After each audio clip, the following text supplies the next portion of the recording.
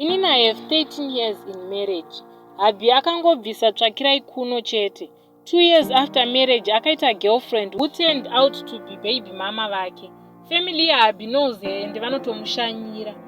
Every problem yaitika mufamily, including urwere kana rufu, anoziviswa. Nyangwe hake separufu asingauye pafunction pacho, but kana huri urwere she can visit to the hospital.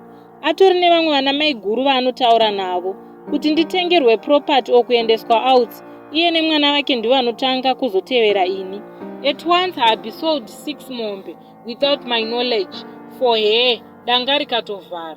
During weekends, I see Habi aine mabrothers ababy mama. He even communicates na amai vababy mama ava. Habi akambobata mamessages echikomba mufoni mababy mama. Vakanetsana with the guy, vakamborambana. But later vakabva vadzokerana. Ndakasvika papoint yekuora moyo naHabi. Chihure chacho was too much. Besides baby mama aiita multiple girlfriends.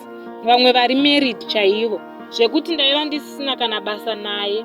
Even during bonde, I wouldn't feel him up to now. So baby mama vakazowana basa kuchando.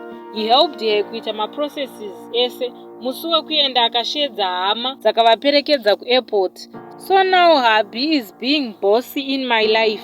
Kuchengera zvinobohwa. Every now and then he calls even ndiri kubasa. And his first question is uripi. At once he complained, hair sex haisi kunakidza. You act like wamanikidzwa. Haugoni kunditi mamuka sei here. Asa hauna kurayirwa kuti kumurume kunoitwa sei. He never complained before. Zvaakutoitika after baby mama ava vaenda. So ini ladies zviri kundibohwa. Should I tell him kuti asiyane nezvaari kuita? Because I know why he is doing it. Or I should just ignore him achiropodza hake. Should I remind him kuti akangobvisa tsvakirai kuno chete? Ane paakamboti, ukada kunetsa ndinokudzorera kumba kwenyu. Apa kwa baby mama I heard akatoendesa 1 mombe yese. Saka ndoitawo sei nhai guys nemunhu uyu.